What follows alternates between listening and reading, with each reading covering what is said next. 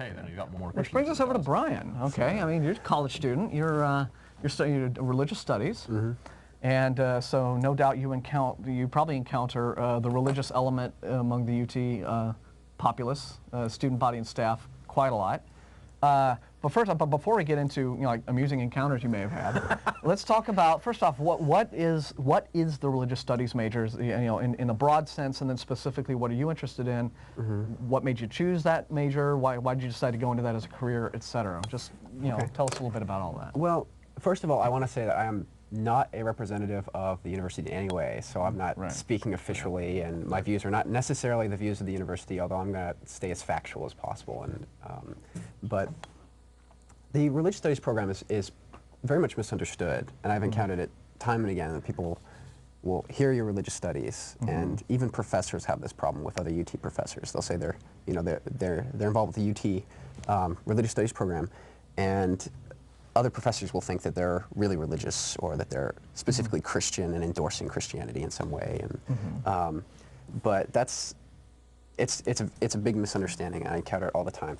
But first of all, the religious studies degree, only 30 hours of it are actual religious classes, and out of 120 hours. So that's only about 10 classes, which is enough to get a basis in it. And by religious classes, do you mean like you're learning what a specific religion is, what its tenets and its doctrines are? Yeah, I'm going to get into that in just a second. But it's a liberal arts degree. It's just like philosophy or history or English, and you can do with religious studies basically what you can do with those, which is not a whole lot really. With just academia, right? Yeah. Right. I mean, is it its own department, or is it part of the philosophy department? It's a liberal arts. It's part of the whole liberal arts thing, and so it's got its own department. But you can actually get a lot more serious into it, so it can require a lot more study than just. You can sort of float by with those 30 hours, but if you really get involved with it, especially with Christianity or looking at more ancient topics on religions, you really have to study languages. It's like for my field, I've got to know probably 2 languages really well and another one enough to get by on. Really? So like Latin, Greek, and Hebrew, really common. Maybe Aramaic. Something like that. And they have Latin, Greek, and Hebrew at the university. Yeah. They teach that. But not Aramaic, probably. I don't think so. I can't imagine there's a high demand for Aramaic anymore. Not unless you want to be in Mel Gibson's new movie. Right. True. So you'll be able to watch that without the subtitles. So, right. Yeah, okay. Okay. So fascinating. So you've got to be at least to where you can read it, right? Or be right. Yeah. It depends on how much you do with it. Because, like I say, you could be liberal arts and basically just sort of float by. Yeah. See, I would have thought history obviously would have been a big component of it. Right. But that would be just, I think, tied into it. But I wasn't aware of the importance that with being bilingual. Yeah, language. It does make sense. Well, just to in the end. Yeah. Because I imagine a lot of that has to do with the fact that you're studying the source material in many ways. Right. So you've got to go to those ancient texts. Exactly. Okay. To figure out what they're saying. So that's interesting. What we do in religious studies is we try to understand religions from a historical context. Okay. We don't endorse or discourage religiosity or anyone's faith. So we're not saying you should be religious or you shouldn't be religious.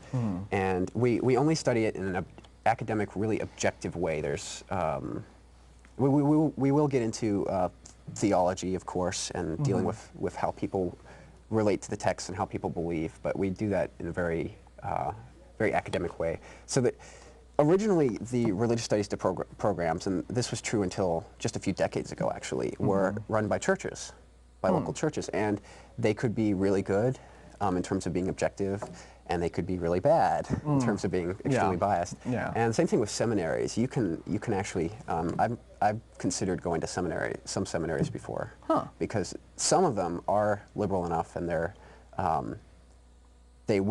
some of them are really academic and objective. Of course, and a lot of them will teach you things about the Bible that most people don't want to know. Most Christians just don't want to hear that. Yeah, Gospel of Thomas, what's that? Things you should not say in church sermons. Right. Well, ministers get in trouble for it all the time. They'll go to seminary, they'll come back, they'll try to say something like, there weren't just 3 magi that went to visit Jesus, and we don't really know what number there were. Yeah. And just something as innocent as that. It wasn't an apple, no one knows what it was. Right, exactly. I mean, don't say that. That's enough. But we look at religions, it's interdisciplinary, so we look at it from a variety of different angles. Okay. And we look at how they develop and change and interact with people and societies, and how those societies influence it, and sort of how it comes up out of those societies and how it influences them, influences politics and other religions, and so So it brings in a lot then, right? I mean, you got anthropology, sociology, politics. Right. Yeah. And so it's very dependent on looking at the context of religion, and not just what it says and as this thing that's just there by itself in this island off somewhere. It's how it's connected with everything around it. Sure. The times. Yeah, you really get a sense for just how all-encompassing religion is just in the whole history of human endeavor. I mean, it really does stick its nose in absolutely everything. Yeah. You know, from politics, just the way entire cultures develop. So, so it's not as though there's nothing to the claims that you get from some Christians saying that, religion is the source of morals or the source of this or the source of that. Right. Simply because in earlier societies, I mean, religions, for one thing, were the governing bodies, were they not? Right. So if the governing body is out there making the laws, based upon, well, this is what we think the gods want, then there's, there is a little something to that. Right. Well, the history of Christianity is basically the history of the Western world. Yeah. But we don't. There are no actual specific religious studies professors. I don't think there are. Instead we have experts from a large number of different departments. We've got from 13 main departments, and some of those are classics, which study ancient Greece and Rome. We get American studies, a lot of history classes, archaeology, dealing with more ancient stuff and how we know these things, some of these things about history. Anthropology and sociology, dealing with how people relate to religions and how religions will reflect people's needs of the times and things like that. And of course languages, which brings in some really interesting stuff with the Bible. Okay. That is just it's one of the real fascinating things about the Bible is just trying to figure out what it says. It's so tricky.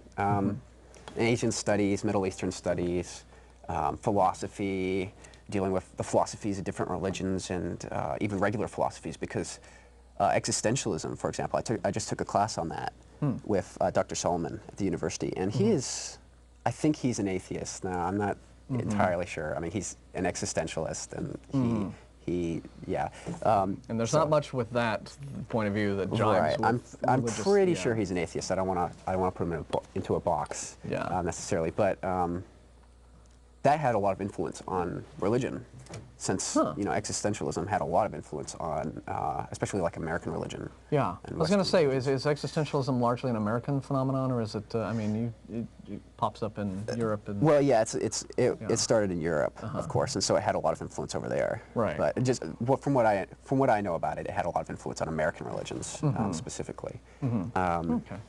But. So it started in Europe along with most everything else we have over here. Right. But the greater influence it had was upon the way American religion. What I'm saying is that's all I know. Okay. Well, I mean, you know more than I do, so that's why I'm asking you these things. Okay, so all right, interesting. So what else? I mean, I know you have some more details, and I want to get into all of those. But first of all,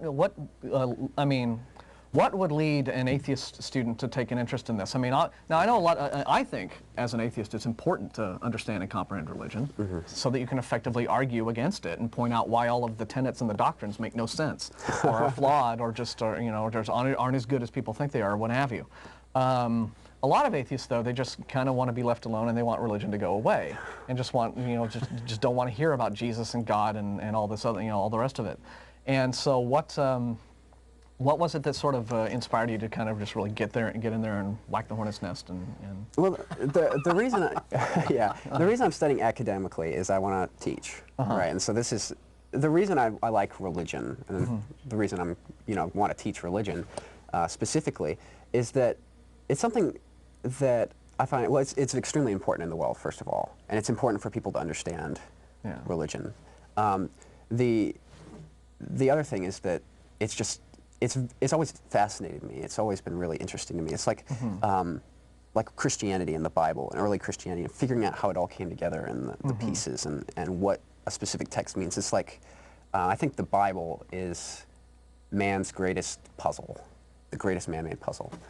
Just trying to figure it out. That's interesting. Just elaborate on that. I mean, is it just in terms of how complex and how long it took to just the whole process of assembling it, putting it together, what it was for originally? I mean, what the reasons were for translations. Well, just for assembling all of these ancient writings in the first place, and then what in the motivations may have changed when it came around to putting the New Testament canon together and how those relate, the New and Old Testaments relate. Right. I mean, it is fascinating to understand, like from a cultural standpoint, the development of that.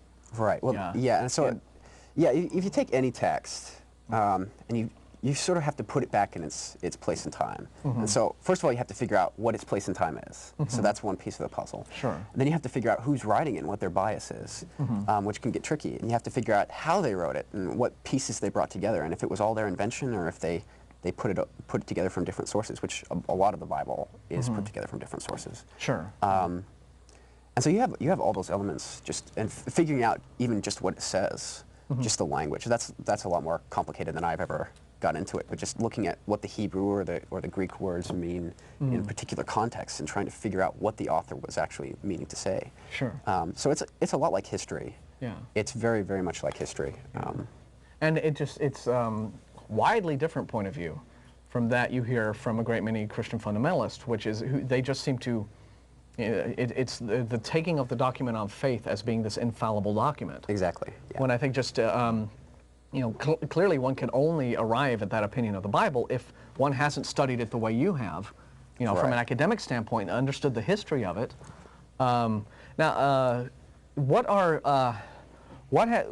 Okay, so talking about religion contextually, like in terms of the society that it represents, what strikes you as being interesting about the way in which Christianity is practiced today in America, like vis-a-vis any sort of other culture in the past, 18th, 17th centuries into the medieval era. I mean, the Dark Ages when the Vatican ran everything, and into like before the year 1000 when you probably know a lot more about what the church was doing at that time, but the average person, it seems like from the early, like from right after the death of Christ up to what we think of as the Middle Ages in Europe and like the 1000s on, a lot of people don't really know what the history of the church is around, at least common people from like the year say 400 to 900 or what have you. But what's interesting about the way that Christianity in America today is practiced and how it's evolved. Right. And from centuries past. And it really has. I just took a course called Popular Religion in 20th Century America, and this was by a graduate student named Matthew Hedstrom, who's an excellent instructor. And he's really good. And one of the things I really like about him is I have no idea what he believes, and I like professors that they can give you the subject so objectively that you can't figure out their bias. Yeah. Because at times I thought he may have been... That's doing it responsibly. Right. Yeah. At times I thought he may have been a Pentecostalist, but I sort of doubt that. But I think you'd know. Right. You probably know. That one's hard to hide. Yeah. But we actually, in this class, we look at how religions were influenced by culture and by what was going on, and they pretty much just reflect it. And of course, they also influence culture, and so there's a feedback loop. There's a feedback loop going on there. One of the things that I find really fascinating is that religion has, conservative Christianity in particular, I'm thinking of fundamentalists and creationists, have taken basically science and have taken modernism and have tried to use it to prove themselves true. Just like looking for scientific evidence of Noah's Ark, the whole flood thing. And my philosophy professor, Dr. Solomon, who did the existentialist class, he pointed out that it was really it's fascinating that they feel like they have to do that because they never really bothered with that before. They didn't know how to prove it. I mean, in the before science, I guess before the age of reason, what we call that period of history, when naturalism, and that point of view began to take hold. I imagine it was just not questioned. No one saw a reason to question it. Right. It just the very idea of even investigating and looking into the sources of these beliefs just didn't even occur to anyone. And then, so it's definitely a recent phenomenon. It's sort of in the post-scientific age. This whole idea that, what I've always found about, especially creationists, is the idea that, on the one hand, they seem to deplore science because it's this, big party pooper that showed up and is debunking all their beliefs left, right, and center. And yet, at the same time, they recognize in science that it's this agent of prestige and credibility. And so, on the one hand, it's like, well, we hate it, but we've got to kind of find some way to use its methods and shoehorn our beliefs in there and try to validate our beliefs, because that's going to be the way that we convert the unbeliever now. You can't just go up to somebody who has a scientific education and tell them to take stuff on faith because that's the virtuous thing to do. Right. I mean, that person's going to demand evidence, and so this whole phenomenon of religions feeling like they have to present actual evidence for their beliefs is probably pretty recent, like within the last 200-300 years, no more than, right? Right, and a lot of religions still don't feel that need. Yeah. Like Buddhism, for example, doesn't much care about that at all. Of course, they never cared about converts as much as Christianity, so.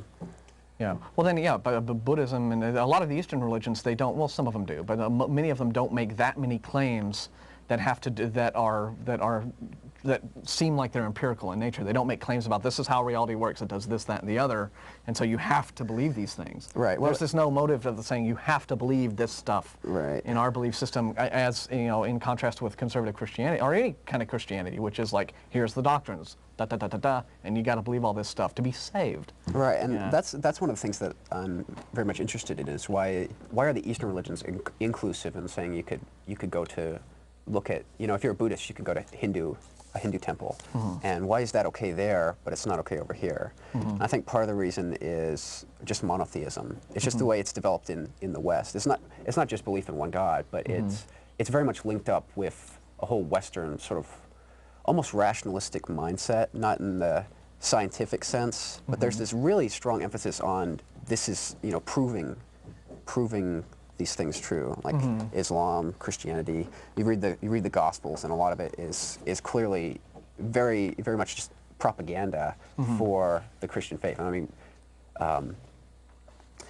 and so and you look at the Buddhist texts though, and they don't have nearly as much of that sort of thing. So they didn't have the need to prove that. So. Well, do you think that a lot of it may have to do with the fact that Western religion is more linked with politics than Eastern religion is, or is that not the case? Well, because it seems to me, I mean, when you have, it would seem to me that if you had a religion that was tied into a culture's political structure, then the whole idea of conversion to that religion becomes a very important thing to concentrate on. Right. In terms of getting the masses to stay in line. Right. Whereas if you just have a belief system like Buddhism, which is all just sort of Zen and find inner peace and what have you, and it's a much different sort of.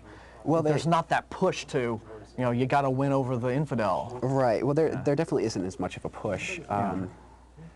The Eastern religions do get involved with politics quite a bit, and of course a lot of the Eastern countries will have theocratic governments even to this day. Yeah. But I think you got a good point with the getting involved with politics. If you look at ancient Rome, which Christianity grew out of that, you had Roman emperors, and they declared themselves to be gods, which is, by the way, something I think that influenced the whole Christian idea of Jesus' divinity, which is sort of a thesis I've been working on. Okay. But there were messianic belief systems also in play. I mean, prior to Jesus, right? Right. I mean, there was. I mean, we talk about Mithra a lot, but I'm sure there were others that we don't know about. There were quite a few. But that's interesting to think the whole notion of deifying emperors. I've read some history on that, and I know that, for example, stories of miracles or miraculous happenings were quite often attributed to emperors in Rome.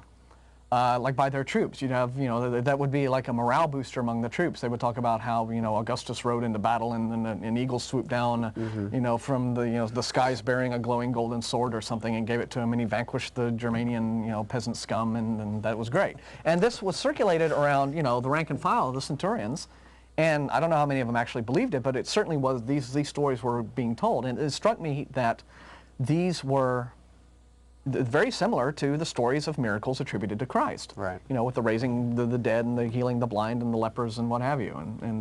And so I can see where there would be a similarity in those sorts of, you know, people's responses to things and how they feed off these, and there's just encourage the belief system.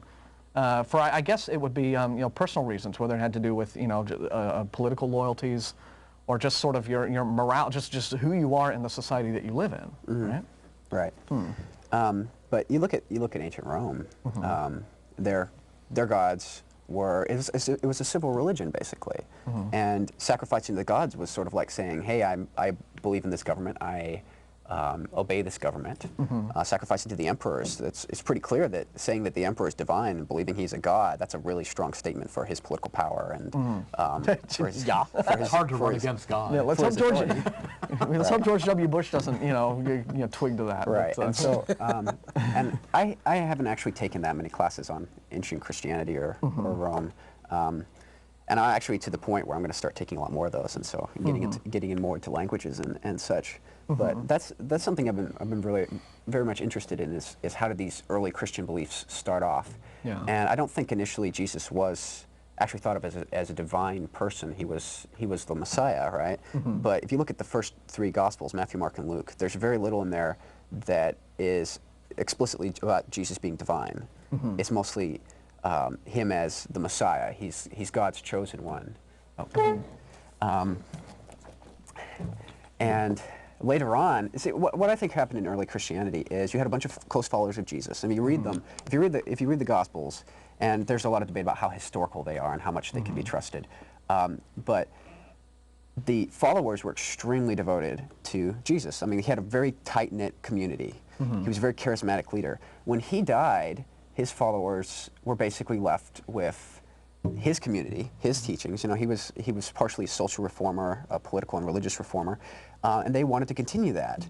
And I think early on, a lot of the talk of Jesus being a Messiah, of ascending up to heaven, which has links again to the Roman emperors who also ascended to Mount Olympus. And so that put them in a position of authority as well, and people would sacrifice to them and ask for favors. Right. I think a lot of it early on was it was political and religious rhetoric to emphasize their leader, to give themselves divine authority and to give their leader divine authority. Okay. And I don't think it even necessarily involved, you know, hallucinations. There may have been hallucinations somewhat involved with that, or urban legends, or just people making up even legends, or just believing these supernatural things. I think a lot of it was just political and religious rhetoric. Because you look at the Roman emperors, a lot of educated people called them gods, but they didn't believe it. It was just statements. You know, they were rhetorical statements. They were statements to put a lot of emphasis on it. But how many educated people actually thought they were gods? Yeah. So then, are you suggesting that even a lot of the early,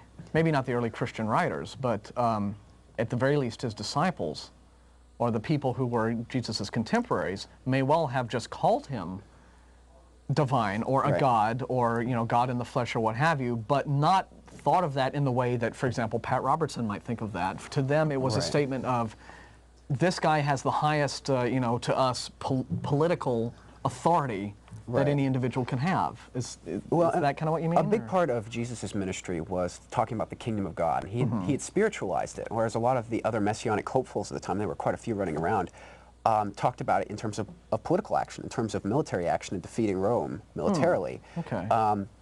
And well, that was what a lot of the Old Testament prophets were talking about when, you know, I've been reading some Christian apologetics lately and working on refutation, and I'm looking at, they say, well, this New Testament passage was clearly, I mean, is reflecting this Old Testament passage, which is you go back, you read the Old Testament prophecy, and what this Old Testament prophecy is actually talking about, somebody who wasn't Jesus at all. It's this big warlord who would, you know, grab his spear and his sword and rally all of the peoples together, and they would vanquish the foes, and it was this big, you know, violent thing. It was this purging of you know, everybody who wasn't on God's side. Right, and the Old Testament in general is very, I want to say materialistic, in the sense that it's very earthly. It was very much, salvation in the Old Testament isn't an eternal one. It's based on the here and now. It's based on a good life lived and having your kids go on and continue. The New Testament I think a lot of the changes in the New Testament, of course, you have a bunch of historical changes that will come in, such as heaven and hell being introduced between the periods of the Old and New Testament. In the New Testament, I think Jesus is messianic. He's established sort of the idea of a spiritual kingdom of God already. And the other messianic hopefuls who would say, we're going to go beat Rome, they get themselves killed off. And you'll hear apologetics sometimes of, well, what about all these other messiahs that when they were going to do this, but then they get themselves killed off and then their followers stop. Well, why didn't Jesus' followers stop? You know, because he was God, right? But no, because they were smart enough not to try and storm Rome. right, exactly. And so 12 guys. when those other messiahs died, Couples of turns on the wall. Who the hell is it? right? Bing. Well, that's So anyway, There goes the Christians. well, when the other messiahs died, of course, their movements had to die because that was all they were offering. But Jesus was offering sort of this spiritual kingdom type deal. this, forever. And so when he aspect to died, it, and I'm not even saying that the followers were necessarily disingenuous in thinking that he had been ascended. And a lot of scholars think originally the stories about Jesus' resurrection were dealing with a spiritual, more of a spiritual than a material thing. And it's sort of like they had visions of him, sort of like Paul had a vision. Well, he didn't even see Jesus, he just heard his voice of him up in the clouds on the right side of God. So it's sort of like this sense that Jesus is in control, you know, like this charismatic figure has been upheld by God. So the religion, the resurrection was then perhaps originally intended as a metaphorical tale, not something that was meant to say this really happened in physically, but this is this was the representation through the writings of the gospel writers to say, look, Jesus survived his persecution by the Pharisees, and now he's at God's right hand, and he's still in charge even though he's dead. Don't worry, he's still around. That's kind of was a. Yeah, and of course it's very difficult to say how much they believe because it's 2,000 years ago, and our sources there are no real secular sources from anywhere near that period. They're all extremely biased Christian sources that are written to prove Christianity is true, and they weren't. You have to understand how they were written and how they were brought together and those elements. So that's that's interesting. That's what we look at. I'll throw the phone number up on the screen right now. But what would you say then, just while we're waiting for calls to rack up, I know that being part of UAA and you go to the meetings, so you get a lot of Christians who come in and they want to challenge you and debate with you or something. And when you reveal some of this information to them, I mean, have you had an opportunity to do that? Are they surprised? Are they like, oh, no, no, no? Well, what are the things that you find that people who are actual Christians don't know about their faith and the history, and especially the history of their faith, that you think they ought to know? What would be, so if you only knew this, Just one thing? well, yeah, I mean, we're only on for 90 minutes today, so it's like, Well, I would want them to look at it historically and to look at it in context and to study what scholars actually say about it. Really, I don't know, I would like them to look at the Bible and to put it in context and not to take it literally, but to see what the writers were getting at. And just for Christians, if you're looking at the Bible and you want to understand it, you have to go back, you have to look at its history, you have to look at what's going on in that period, you have to look at the other writings that surround it, and even other religious writings, because they will relate with other religious writings in a number of ways, and try to understand what the point that these people are trying to get across is. Because it's not just supernatural metaphysics. The Bible really isn't just supernatural metaphysics. It's very much about political and social reform.